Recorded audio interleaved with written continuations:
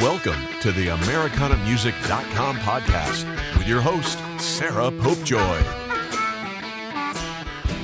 With her latest album, Ozark Symphony, Kelly Hunt creates an orchestra of folk acoustic instruments with echoes of ragtime keys and horns to paint an era encapsulated in documentaries and faded black and white photographs. The much-anticipated album to her 2019 nominated Album of the Year by the International Folk Music Awards brings stellar songwriting with Memphis and New Orleans sounds to life. We are excited to have Kelly Hunt on the AmericanaMusic.com podcast today. Welcome, Kelly.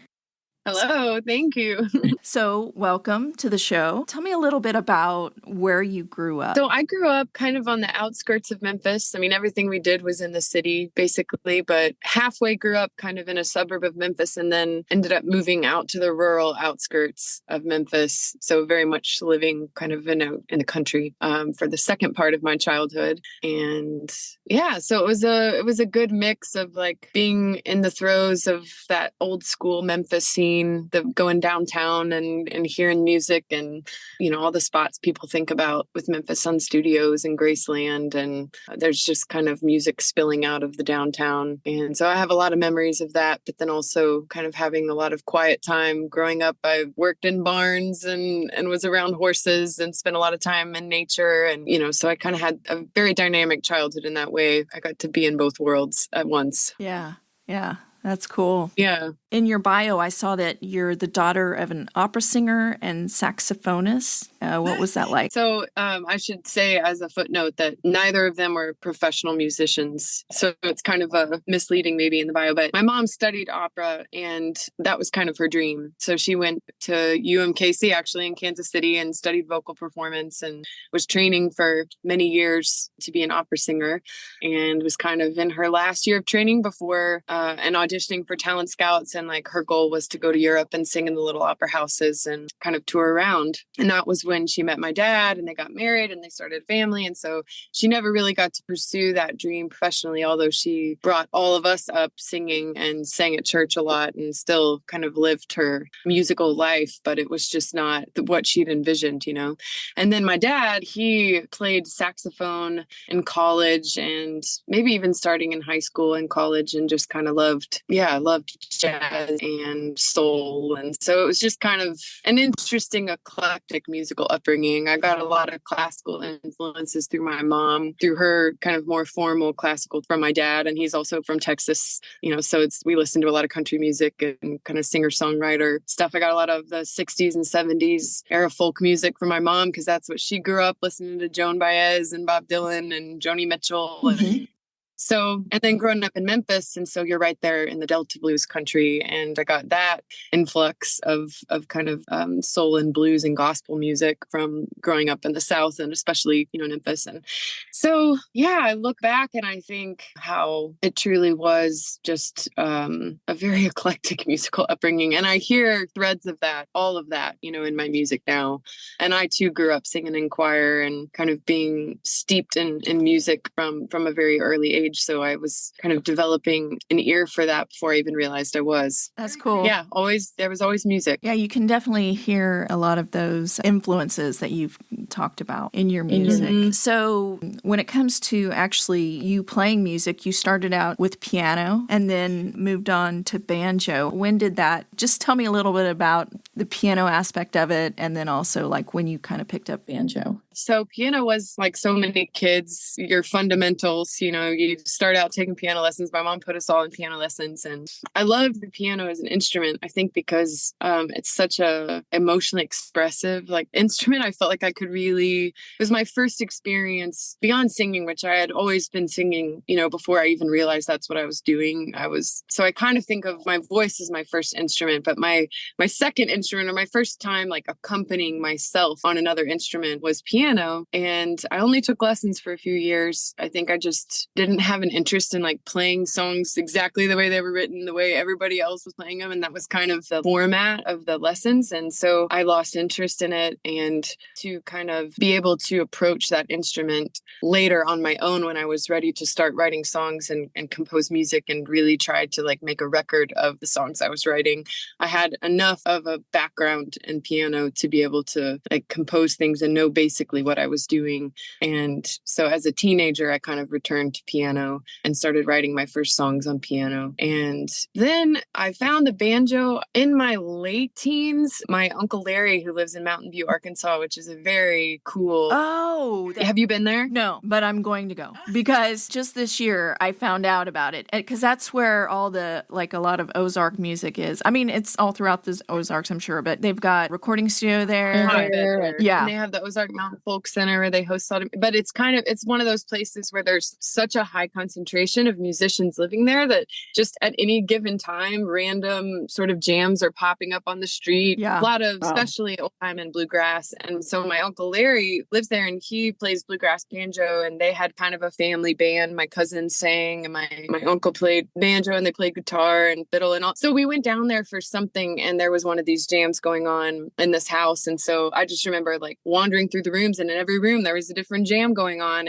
But here it was kind of the first time that I had seen the banjo up close being played in the context of, all these other people joining in and making music. And out of all the instruments that I was hearing, the banjo was the one that kind of struck me and resonated with me and intrigued me, and it seemed to have so much personality. So I just remembered that moment really kind of planted some seeds. And then I got this nagging desire to have a banjo. And so for my birthday, a few years later, my parents got me a banjo, and which I had already been looking to get one, and they surprised me and got me one. So that really unlocked my songwriting in a whole different way. I think on piano, it was more kind of, I was writing different kinds of things and sort of trying to find a voice and experimenting. But then when I got the banjo, it all kind of gelled, and I started writing a lot more, and it fit my voice in a way that just felt right and natural. And it was really easy to kind of it was just a good fit for whatever reason.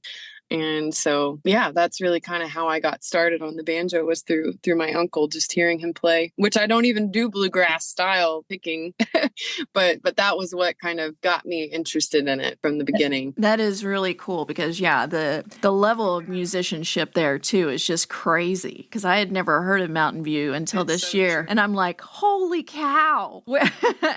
Yeah, it's really cool. Yeah, and it's kids, like 8-year-olds smoking the fiddle and they grow up very much. It's part of the culture there. So like from a young age, these kids are just shredding. It's amazing. But yeah, it's definitely worth going. And the 5-string banjo that I play now, I got there in Mountain View, Arkansas, in the music shop there. I've definitely a soft spot in my heart for that place.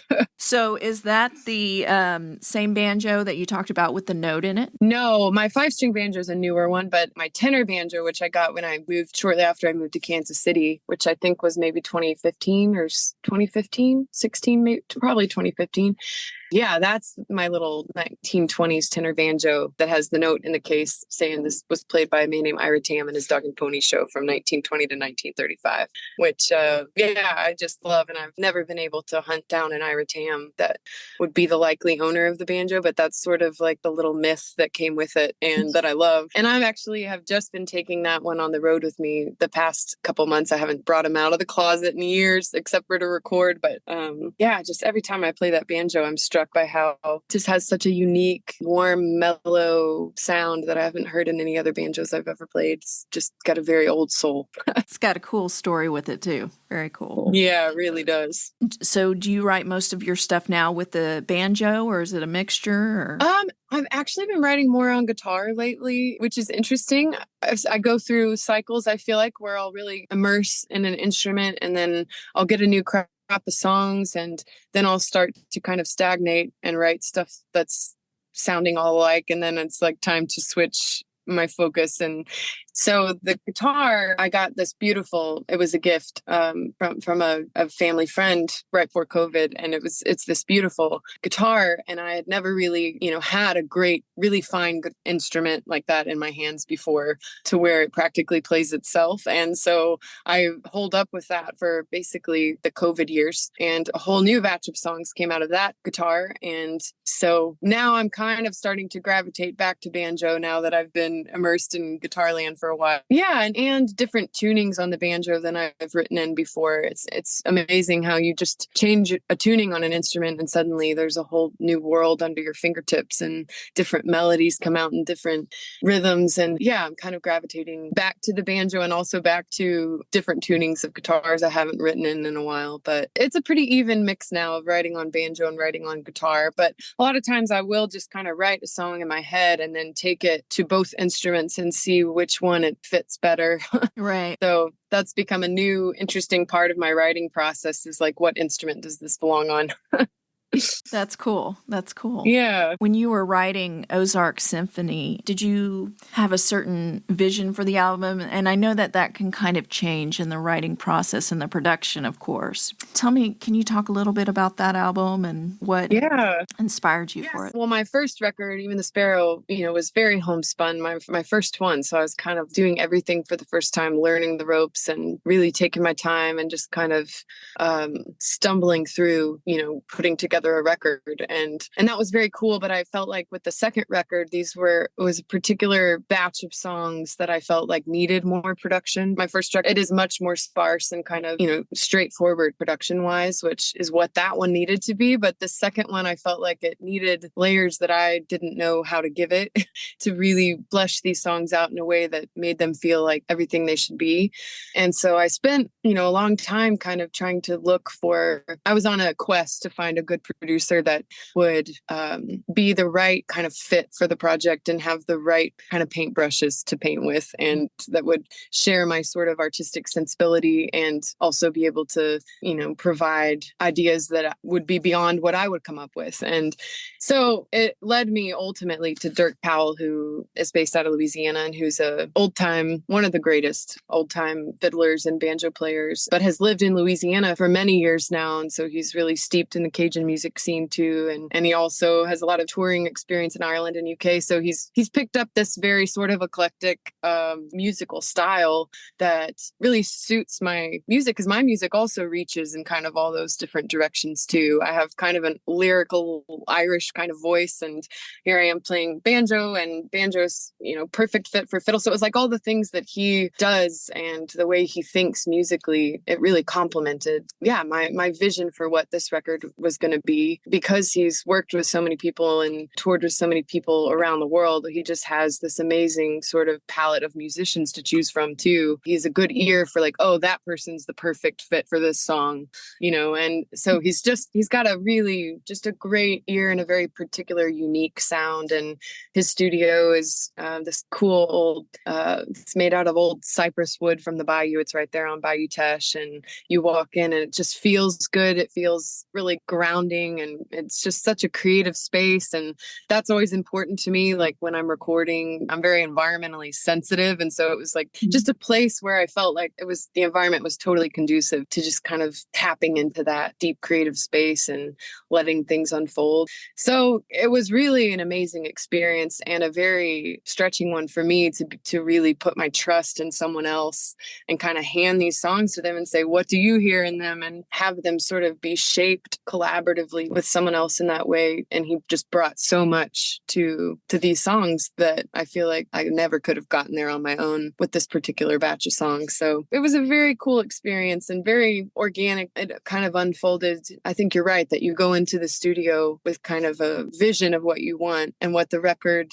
is going to be. And then the germ of that stays there, but then it unfolds in ways you couldn't have anticipated. And a lot of what to me feel like the magical moments on the record were things that were unexpected that just kind of played out, and some of those bayou flavors just kind of seeped in there, and it was the right, thing. And there's also some Scottish and Irish musicians who played on it. And so there's kind of this Celtic flavor in moments that also felt right, but I just never would have done that, Yeah. So it was very cool. So are you in the New Orleans area now? I mean, were you living, quote unquote? Yeah, I am kind of drifting in the moment. I did have a place down there last year, and then I gave it up in May when I started on this fall tour. Oh, okay. I've been on the road since May. So I am sort of everywhere right now, but landing between Memphis and New Orleans. I'm working on my next record. I'm actually halfway to the studio in Louisiana right now. Oh my. A rest stop in Mississippi. Yeah,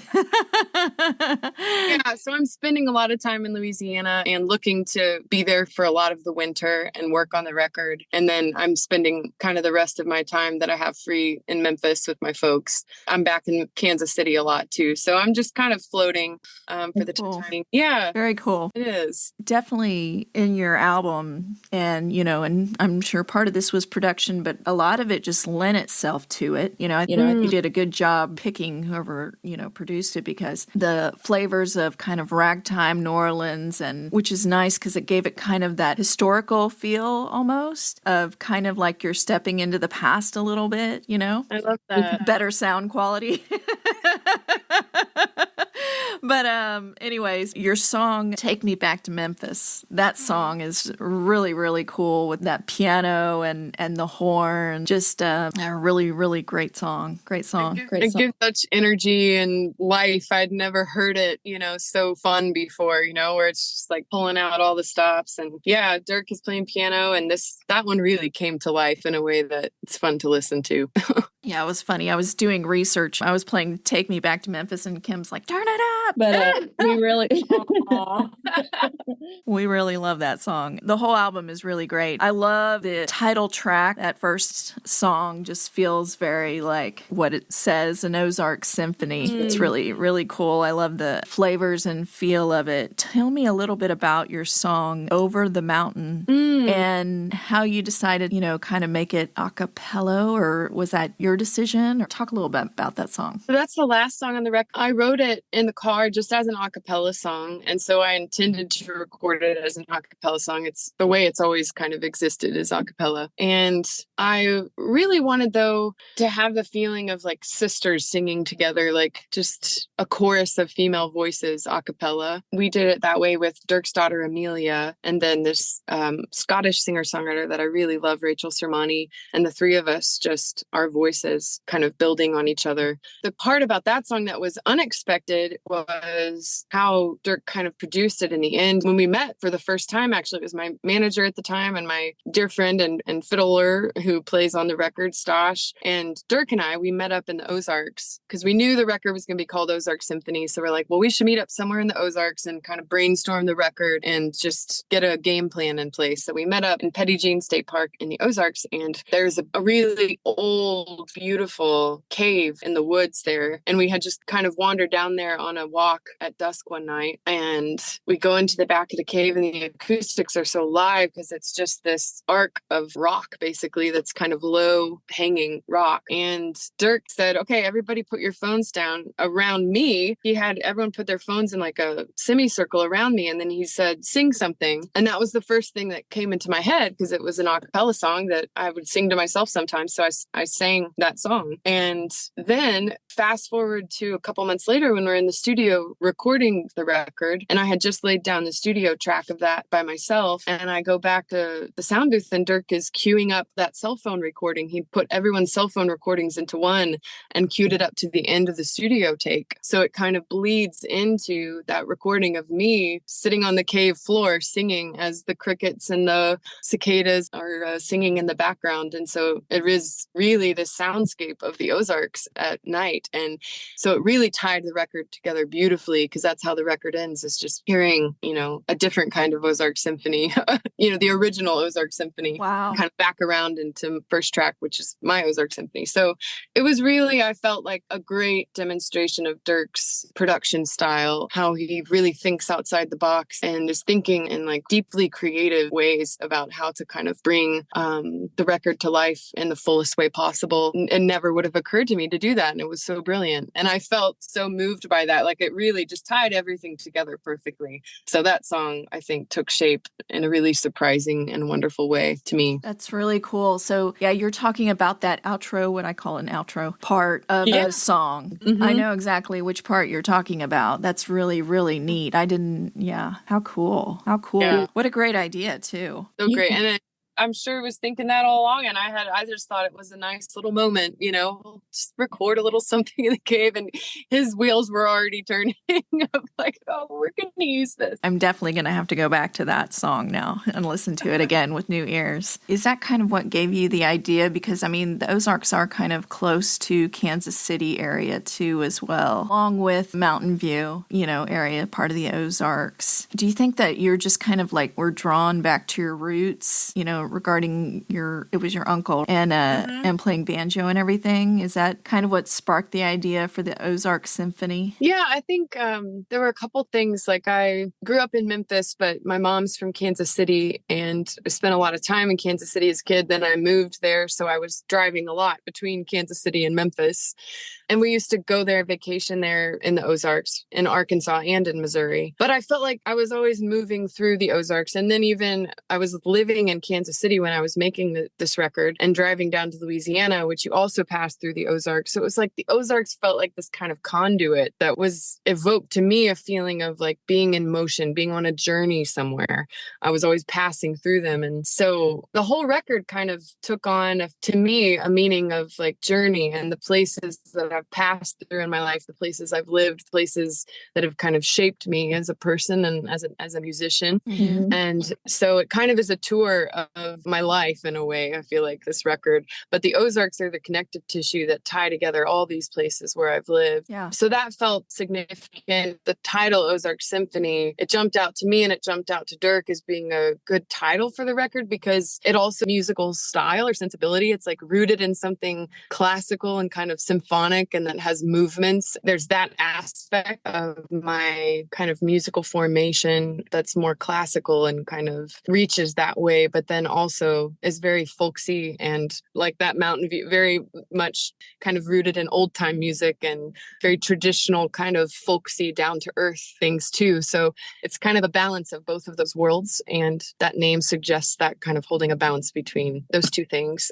And then other layers started to kind of fall into place that fit that too, like the full Evangeline narrative, that folk tale, that a couple of the songs On the Bayou and Evangeline are both based on, loosely on that story of Evangeline, who was it's based in true events, but it's a folk tale that's really well known down where I made the record, because she was a woman that was part of this group of Acadians that were exiled from Nova Scotia and kind of left in the American frontier to make a new life for themselves. And so she traveled down through the Ozarks and ended up settling in Louisiana on Bayou Teche, just miles down the road from where I recorded the album. And so that was another layer where the Ozarks kind of factor into the storyline. And so, yeah, it just kind of became this kind of everything fit underneath the umbrella of Ozark Symphony in some way, in my own mind anyway. I don't know if any of it, translates through to a listener, but that was kind of how I conceived of it in my own mind. That's really, really, really cool. I love it. It's such a great idea, and you hear it in the instrumentation, and that's a neat story about Evangeline that you were talking about, because a lot of it feels very old-timey and historical. Definitely the symphony part, too. I really love how that wraps together. Kelly, I just want to thank you so much for joining us today on our interview on AmericanaMusic.com podcast. Thank you for sharing your stories. I really loved getting to know your music better, and we just would love to thank you so much. Everybody go out and check out Kelly Hunt's music. Check out Ozark Symphony. Thank you, Sarah. My pleasure. Here's a short clip interview with Sierra Hull. Think of songwriting and very conversational songwriting. It's easy to write something in a way that's super far out and wildly different and, exploring the abstract. I won't say easy, but there's a lot of liberties one can take when that's the avenue. I find it really hard and probably more rewarding even when you can find a really simple way to say something powerful and have a certain message be evoked. And I feel like, John was a master of that. And I mean, in a poetic way, but in a way that was so, tangible. There were some songs that he'd written with Pat that I just loved. And after John passed, I kind of was like, man, it would be really cool to write a song with Pat. And we've only written once, and Come Out of My Blues is where we wound up. And that concludes our program. Thank you so much for listening to AmericanaMusic.com. Be sure to check out our website, and you can find all the artists we interview's music on our Spotify playlist.